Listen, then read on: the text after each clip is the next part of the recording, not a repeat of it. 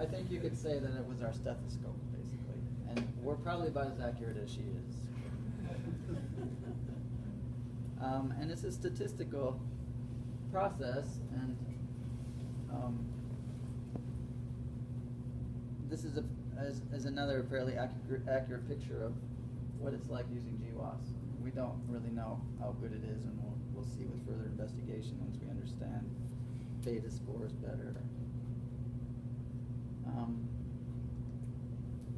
So I'm glad people started asking questions. It felt like this was a one-way thing. But do any of you have asthma? Are you willing to admit it, or you had it? Oh, good. 2 people. Okay. It was sort of problematic for us. So I'd love for you, if you've got your genomes, to look up your SNPs and find out which ones you've got. There's 41 asthma SNPs. So basically, what we did was ask, as you've heard already, ask people, what diseases do you have? We go to GWAS and we find out what SNPs are associated with those diseases. And then we go to the genomes and pull out any of those SNPs that anybody has. And I'll talk more, I'm going to talk about the parsing and the number, how many of everything, and then the scoring, which is what people are asking about.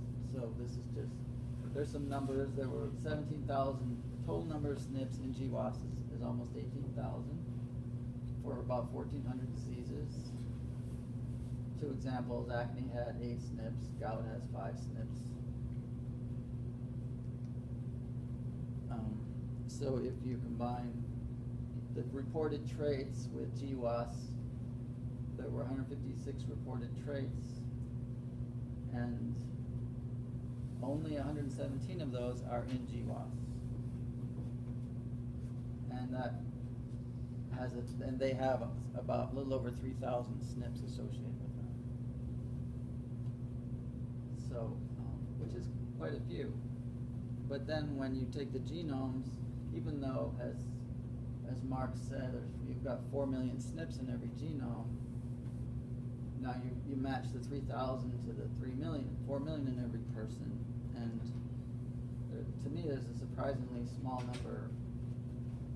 You're taking all those 145 people, now we're already down to less than 500 total SNPs, and down to 35 diseases. We went from 117 to 35, so a bunch of diseases had no SNPs that were in GWAS and in some genome. So it looks like we lost most of the GWAS SNPs because they weren't in any genome. And this is a summary of everything. I don't expect you to learn anything from this chart, except that I loved putting it all together. There's 486 dots up there. The chromosome numbers are across the top from 1 to 22. There were no SNPs on chromosome 23.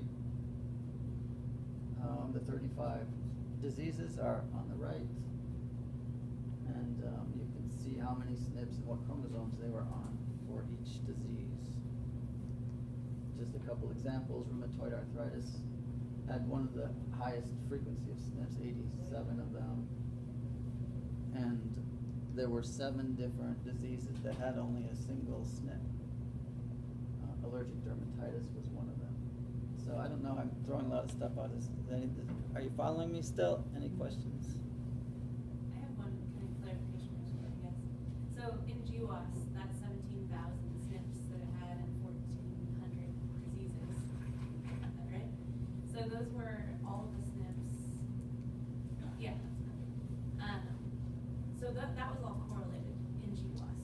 Those SNPs were correlated with those 1,400 diseases? Yes. They had already done all that? Okay. And so the 35 diseases that you ended up with, those are the only ones that were both reported, self-reported in the files that you got from the competition and that were in GWAS? And that were in some genome. Their SNP had to be in a genome, or it got removed. Okay, I see. Did I So the data you got from the competition, you got the self-reported diseases and their genome, right? Yeah, we're And actually then cheating here. I don't. You're cheating here. here. So Well, we're not cheating, but they told us we already knew which genome went with which person. So, Okay. And so only 35 diseases were self-reported?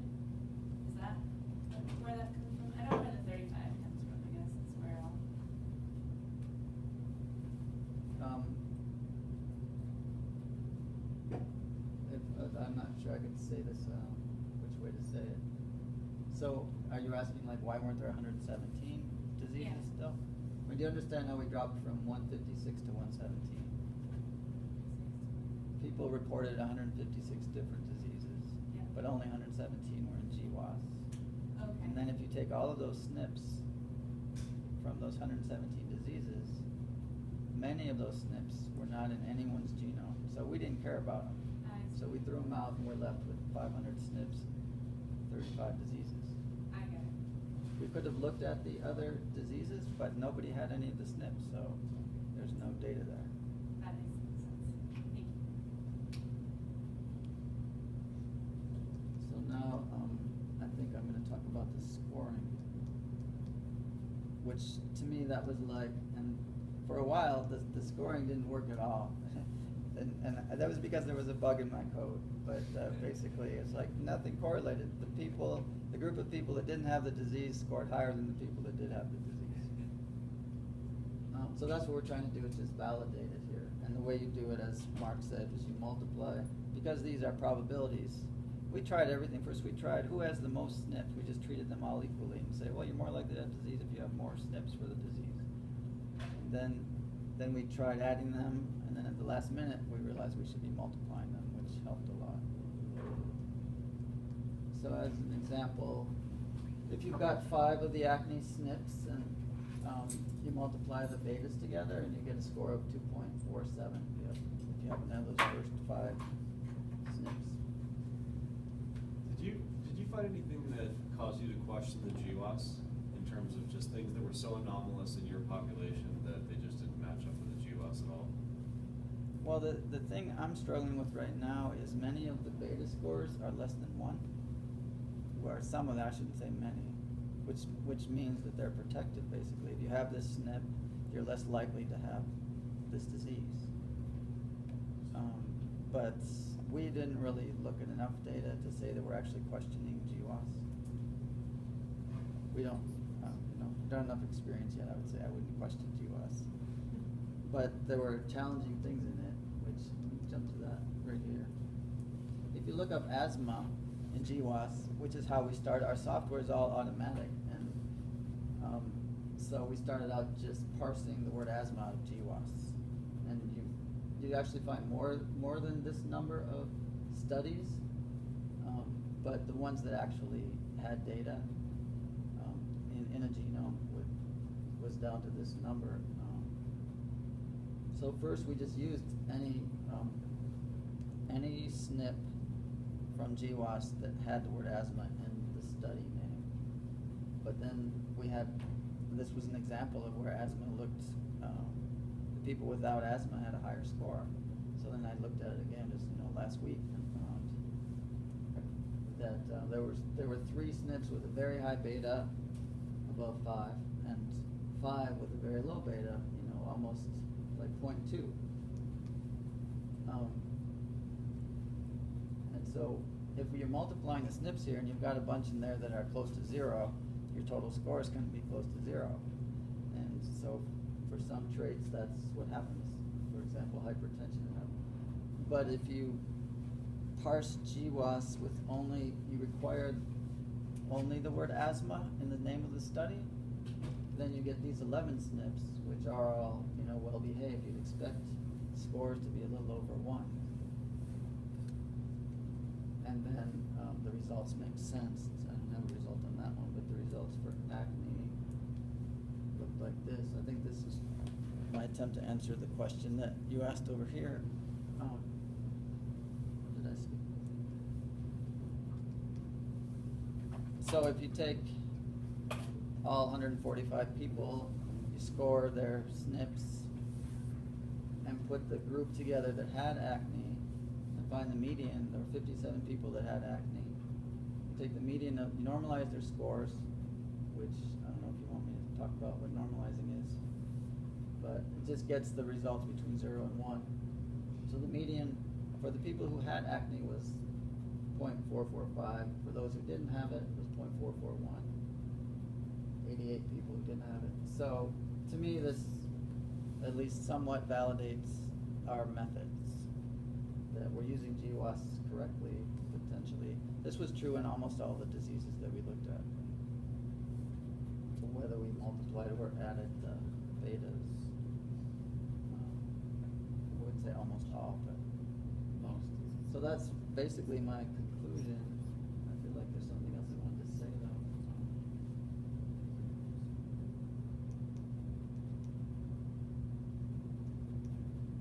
So for the people who had asthma, your homework is to go find out which of these RSIDs you've got. And I want to know if you've got some really low betas or some really high betas. I know Peter's done 23andMe. I don't know if anyone else has. Heather has. I've done 23andMe. And I was actually just about to ask if 23andMe uses the RSID identifiers. They do. You get, from 23andMe, you get 600,000 SNPs versus the 4 million that we were getting here, 3.8 million. But I just did the Genos thing. I haven't sent it in yet. But you get your full genome, I think, from Genos. So that's actually on my list of. So the conclusion is that it works well for most diseases, what we're doing. We're not sure what to do when beta is less than 1.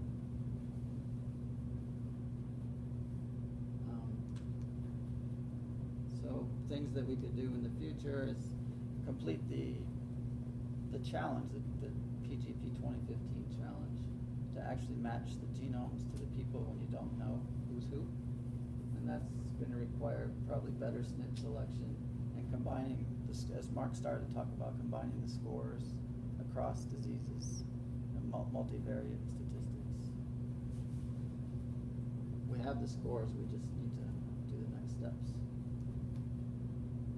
I love what Peter did with the graphics, the web-based interactive charts, and I want to get more into that software, like Node.js. And I think we all could do it together. Anybody else who's into software? How many people here, besides the 3 of us, like software? Good, 3 people. Plus 3, we know we're going to double our efficiency. Not efficiency, but productivity. And let's use our own genomes. I figured out that I know we've taken too long probably, but if we had $300 million, we could get everyone in Metro Denver to get their 23andMe, and if we could get them to all tell us what diseases they've got, I think we could learn a lot. We just need the money. This is where you can find CAGI. There are a bunch of other interesting challenges out there that we could participate in, and that's where we got GWAS. I came up with that icon. That's a wasp. And I want Heather to read the bottom line. I did. Gotta laugh. All right. And any more questions? Let's give her a Charlie. round of applause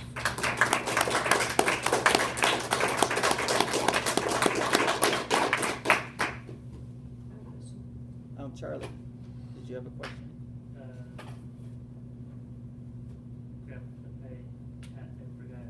I'll think of it.